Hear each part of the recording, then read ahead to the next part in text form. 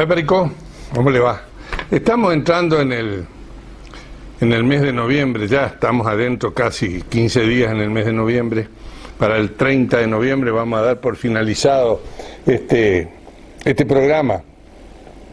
Le cuento esto para que usted no me diga que se sorprende, pero no, lo vamos a dejar en el 30 de noviembre y presumiblemente allá por marzo, abril o mayo del año que viene, si Dios quise, dijo el brasilero, vamos a iniciar otra tanda. Pero le digo con mucha confianza, porque nos hemos ganado la confianza de mucha gente, y yo también aprecio los saludos de los que agradecen este programa, que pueden concurrir a la biblioteca frente a la Plaza Colón, la biblioteca, ahí pueden pedir estos dos libros, el 1 y el 2, porque hay varios que me preguntan de dónde yo saco todo esto. Bueno, todo esto está acá. Y después, recuerde, si usted tiene una computadora, puede ingresar acá en el programa de ABC Producciones y tiene desde el inicio de todo esto hasta el día de hoy. Está todo puesto ahí, permanecerá durante todo el verano, permanecerá todo el tiempo, en serio, ¿no? Todo el tiempo que sea.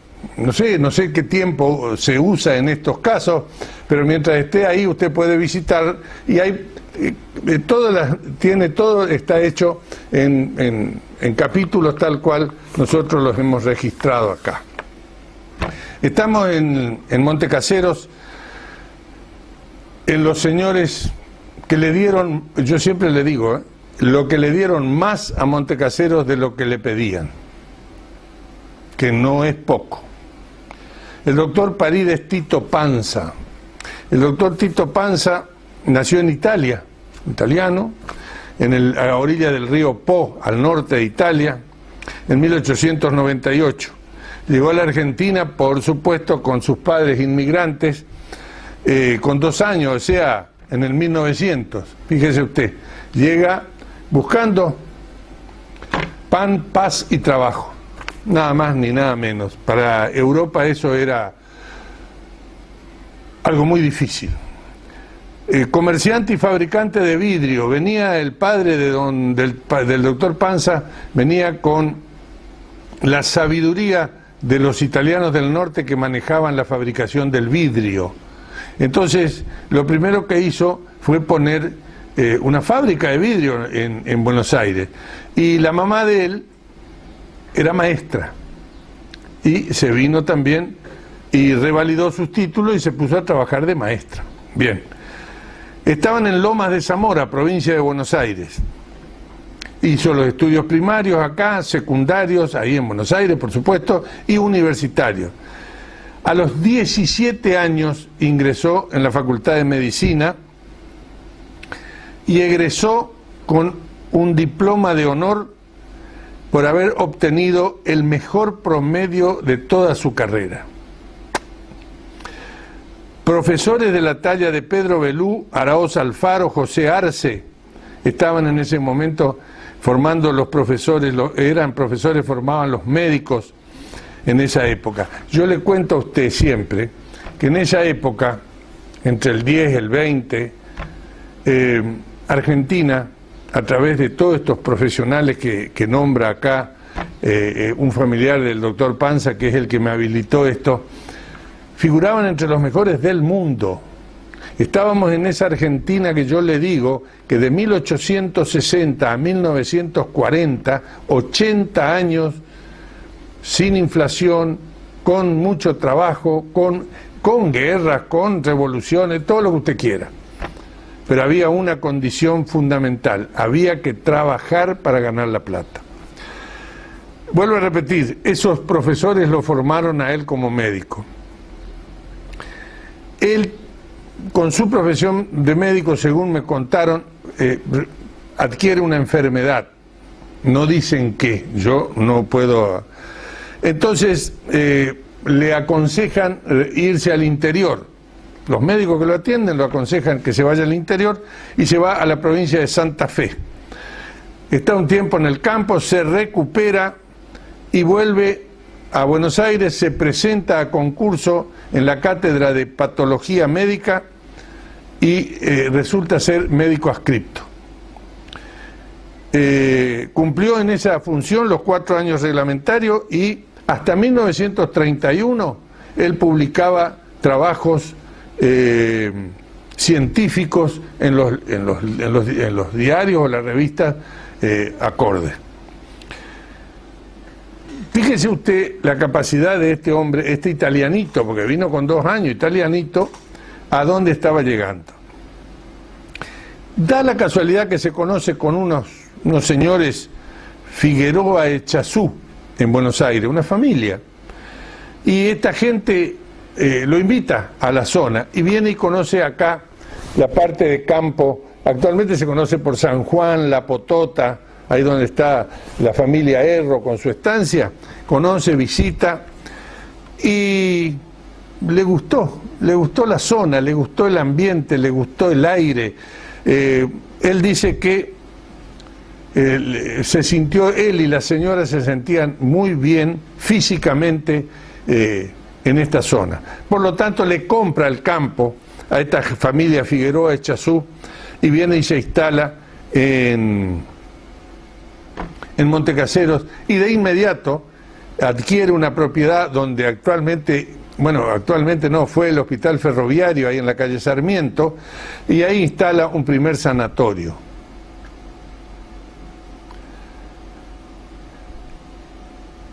Él, a la vez, propio de los italianos del norte, no se conforma con su profesión y empieza a incursionar en distintos aspectos de la citricultura, la ganadería, la agricultura, la olivicultura, olivo, y lechería. Yo me acuerdo que a mi papá una vez nos llevó, él los invitó a conocer, ahí en Bocasocue había puesto una lechería moderna.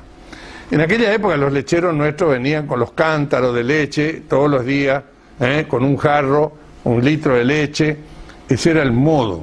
Él viene e instala una pasteurizadora de leche en botella. En aquella época no había plástico, entonces una botella cerrada y se pone una lechería. Trae vacas volando, Argentina, en fin, es una cosa bien hecha. Trabaja también en fomentar el olivo, el plantado de olivos. En 1941 fue designado concejal y primer presidente del Consejo Deliberante de la ciudad. Las vacas que traen no son holando-argentinas, son raza flamenca traídas de Francia.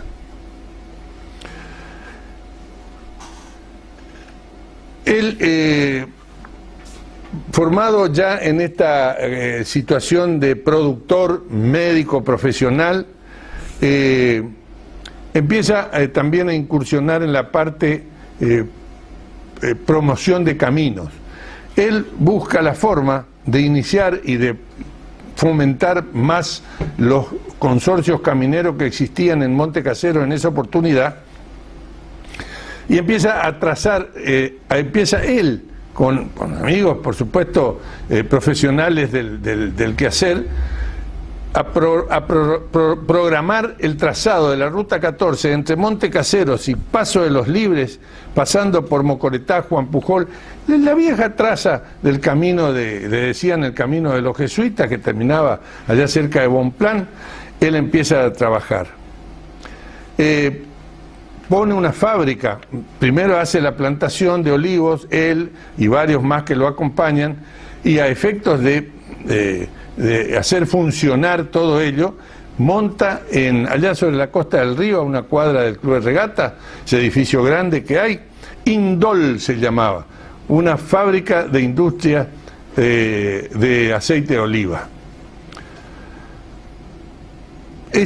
Aparte de todas estas actividades que realizaba el doctor Panza, le gustaba la pintura, era un muy buen pintor de cuadros. A través de una pintura recibe en la exposición plástica de Cruzú-Cuatiá el diploma de honor. Hace cincelado de metales, trabaja metales en cincelado, e ingresa en la Sociedad Argentina de Estudios Geográficos y la Científica Argentina. Un trabajo muy mencionado en los círculos académicos en esa época es un trabajo que se llama Paleohidrología, el origen y la evolución de los mares, porque por lo tanto el Instituto Antártico Argentino y el doctor Bernardo Usay, futuro premio Nobel, le hacen conocer sus felicitaciones por los trabajos que ha realizado. Viaja a Buenos Aires un tiempo después porque las cosas no le resultan como él soñaba que debería de haber sido, y vuelve después otra vez, pierde su esposa, vuelve a Montecaseros y fallece en Montecaseros, mucho más pobre de lo que había venido. Él le había dado más de lo que pidió a Montecaseros. En 1982 nosotros propusimos el nombre de una calle de Montecaseros para el doctor Paredes Tito Panza. Don José Valentín Sánchez. Don José Valentín Sánchez, no es que me ría por nada en particular, sino hubo una relación familiar muy fuerte. Mi padre y don José Valentín vinieron juntos en 1910 a la Argentina. Los dos venían huyendo, por decirlo de alguna manera, del servicio militar que en esa época España, en 1908, 7, 8, 9, y siguió hasta el 23, 24, 1923, 24, una guerra que tenía España en el norte de África. A los soldados los convocaban por 4 años. Y lógicamente era una guerra muy cruel, según todos los datos históricos que hay, una guerra muy brava, muy cruel, y muchos jóvenes españoles buscaban el medio de llegar a otros lares a efectos de encontrar un futuro. Así vino don José Valentín Sánchez, más o menos para 1910, como yo le digo. Él decía que era José Valentín Sánchez, de familia carlista y español hasta los tuétanos. Así, ese era el redondeo que hacía de su nombre. Empezó, por supuesto, llegó acá, primero empezó en Buenos Aires haciendo algo, dicen cuentos, yo no sé, porque te imaginás, en 1910 yo todavía no, andaba por Bolivia, que él con papá iban a unos bares que había en Buenos Aires, que se yo, con una guitarra, y le mandaban música y canto y hacían unas monedas para sobrevivir. Resulta ser que a don José, encontrando ahí con algunos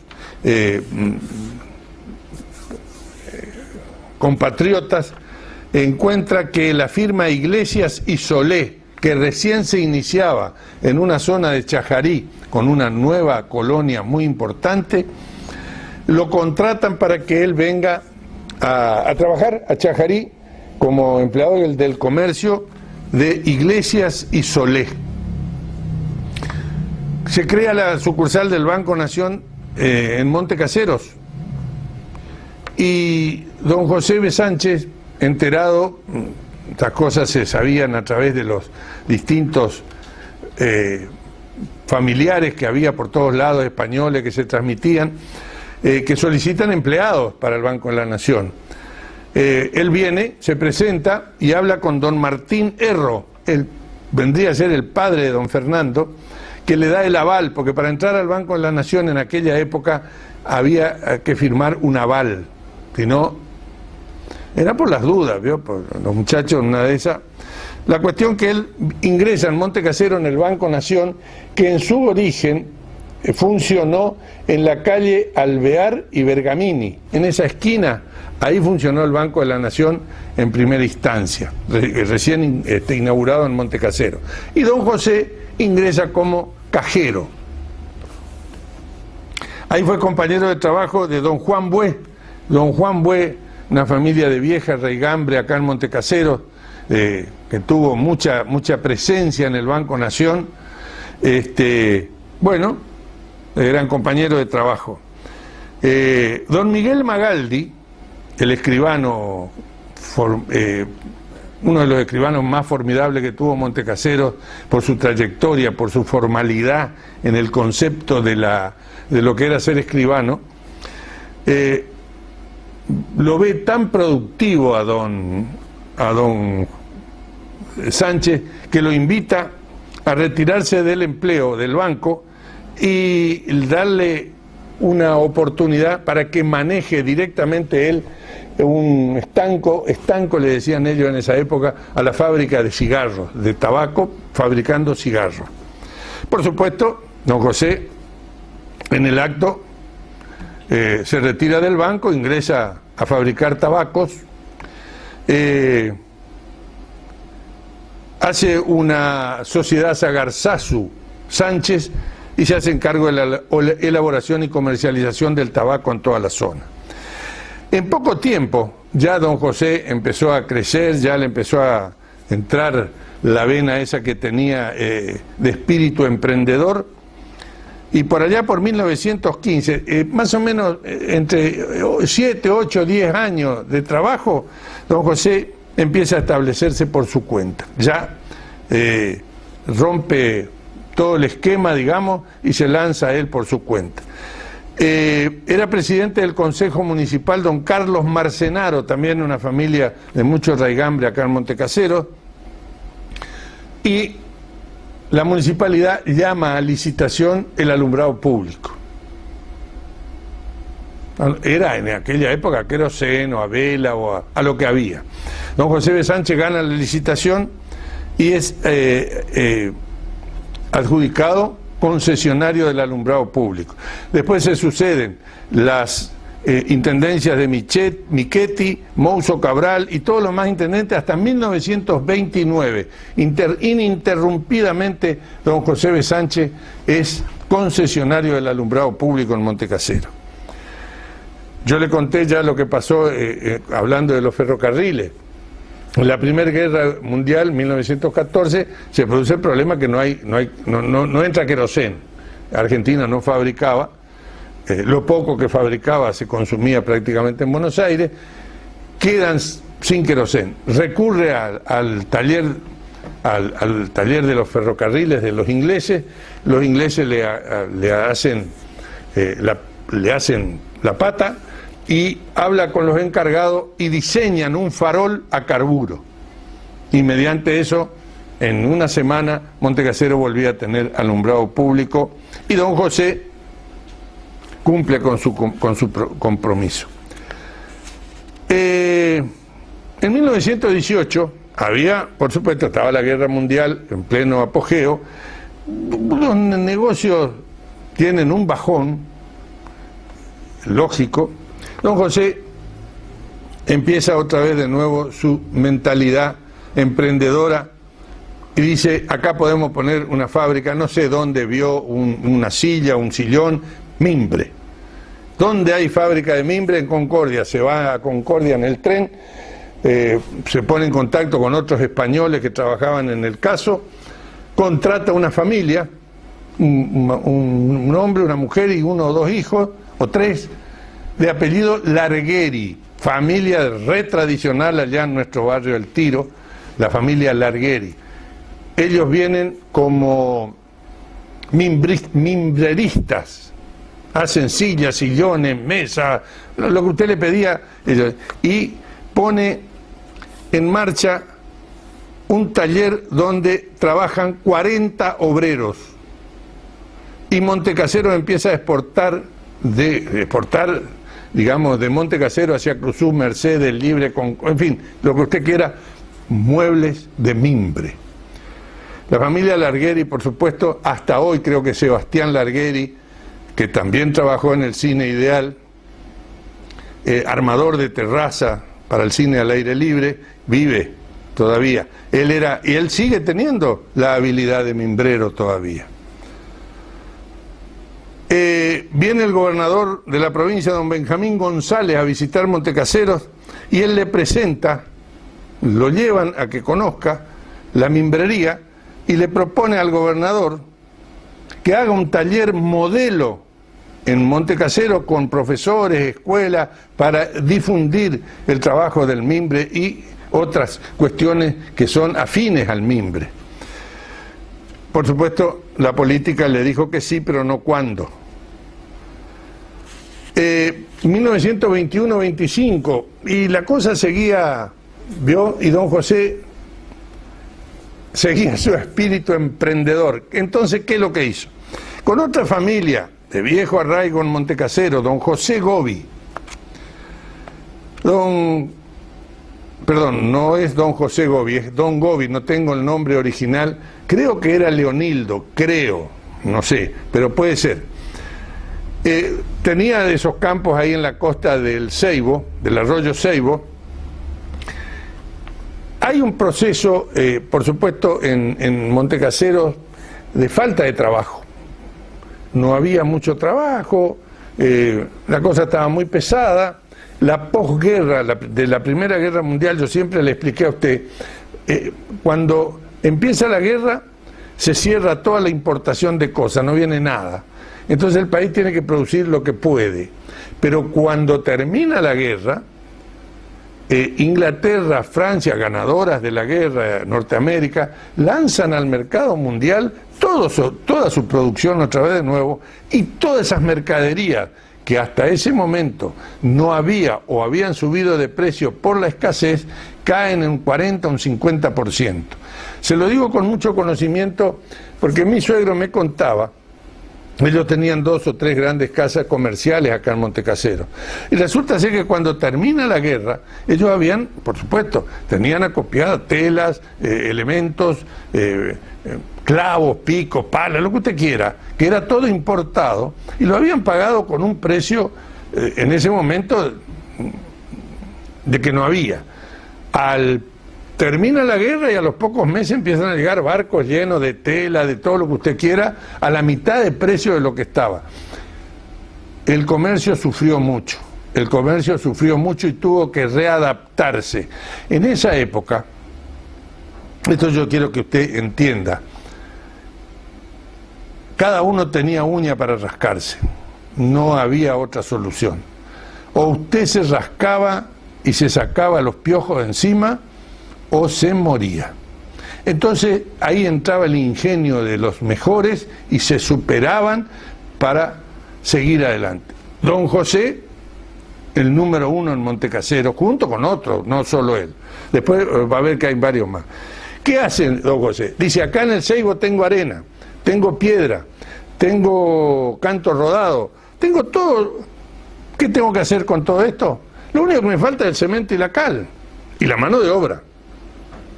No había, digamos, calidad de albañiles como para las grandes casas que se habían hecho antes. Venían de Buenos Aires o de otro lado, hacían la casa y se iban. Entonces don José se va a Concordia, otra vez de nuevo Concordia era el referente de don José. Los otros españoles que habían en Concordia le hacían la pata. Lo contrata a don Félix Calegari, a don Ángel Posati, a don Adrián Marín y a don Francisco Blosser, famosos constructores que hasta hace muy pocos años estuvieron en Montecaseros. Don Ángel Posati, cuando yo fui intendente, lo llevé como, digamos, el que tenía que revisar los planos que presentaban las casas de Montecaseros, porque a mi buen saber y entender, era uno de los mejores preparados técnicamente para manejar este asunto. Don José B. Sánchez los trae a todos estos señores y empieza a construir casas. Sí, señor, construye casas. Mire, acá según tengo yo, 3 chalés en la calle Perelló, entre Rioja y 2 de febrero, 2 casas en la calle Rioja, así, 25 casas construye, solo él. Él, con esta gente que trae. A cada uno le da una casa, peones, trae la arena, la piedra, le fían la cal y el cemento, y él entrega 25 casas. Todas esas casas, le cuento, mire, esto es relatos propios de don José a mi entrevista en su momento. El comprador de la casa debía poner de 500 o 1000 pesos. Unos 500 y otros 1000, depende de la casa que adquiría. Y las cuotas mensuales oscilaban entre 35 y 80 pesos. En las anotaciones de don José figuran don José Vigolio, una casa, don H. Valdiceroto, una casa, Carlos Martinoli, Nicolás Caime, Francisco Pucheta, Luis Mazondo, J. Bengoa, Pedro Lombardi, Luis Riquelme y un comercio de Gogorza Hermano en la calle Florida. ¿Vio? Él, don José B. Sánchez, bancó 25 casas en Montecasero. Pagaban entre 35 y 80 pesos por mes. En 1915, don José tenía, mire, era realmente algo espectacular. En 1915, cuenta él, había un tráfico de que tenía una chata grande que llevaba ganado en pie hasta el frigorífico, el matadero de Cuarén. Este hombre, Medina, don Medina, el padre de la Chita Medina, el abuelo de Manolo Barreiro, le vende a don José las chatas y don José empieza a trabajar en el río. Pone el barco Alcides, que tenía 25 metros de eslora con un motor de 130 caballos, el Mandubirá con 80 caballos y la chata para ganado, la Leónidas, 2 lanchas para empuje de la chata, la Lorenza y la Chita, y compra todo esto. Esto es lo cómico, él compra todo esto por 50 pesos por mes. No tengo registrado el monto de la deuda. Al poco tiempo, este comercio, este país es genial en eso, prohíben eso, entonces, pero en este momento a usted le prohíben algo y usted presenta un reclamo, hace una demanda, lo vuelve loco a todo el mundo. No, en aquel momento le prohibieron, don José vino, dejó las chatas en el ceibo y se volvió al pueblo. Jamás dijo nada,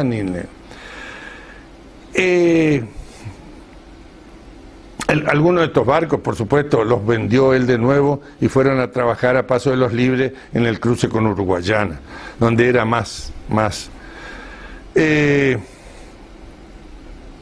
También don José empezó ahí en la zona del puerto Ceibo, aprovechando la vía, el ramal que iba de Montecasero al Ceibo, cargaba vagones de arena y piedra que mandaba a Corrientes para las obras en construcción.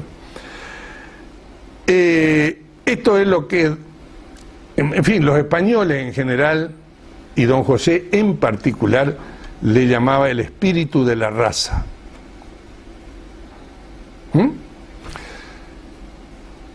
Don José tenía, ya le conté a usted, el alumbrado público. Al tener el alumbrado público por licitación dentro de la municipalidad, él tenía que cobrar a los que tenían las propiedades, los frentes alumbrados, como ahora usted paga el alumbrado público, en aquella época también.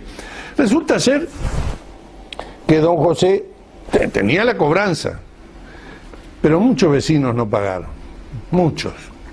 Cuando en 1929 llega la usina de Balbi Hermanos e instala el alumbrado público, él pierde el alumbrado público a querosén que tenía. Él tenía en su poder, y de acuerdo a la reglamentación municipal, esas deudas. O sea, el vecino que no pagaba el alumbrado público, el que prestaba el servicio del alumbrado público, tenía derecho a accionar contra el propietario o la propiedad. ¿Qué hizo en 13 años lo que había acumulado de gente que no le pagó a don José B. Sánchez? ¿Usted cree que él fue y lo ejecutó como hubiera correspondido legalmente? Señor, usted me paga lo que me debe, porque yo me retiro, porque viene un nuevo alumbrado público, o yo me quedo con su propiedad. hubiera sido, nadie podría haberle dicho que no. El espíritu de la raza. Don José le lleva al municipio todos los recibos y se los regala a la municipalidad. ¿Usted sabe qué significó eso?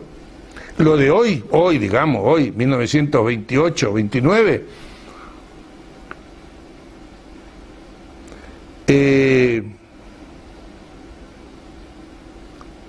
se arrima a los 20 autos 0 kilómetros.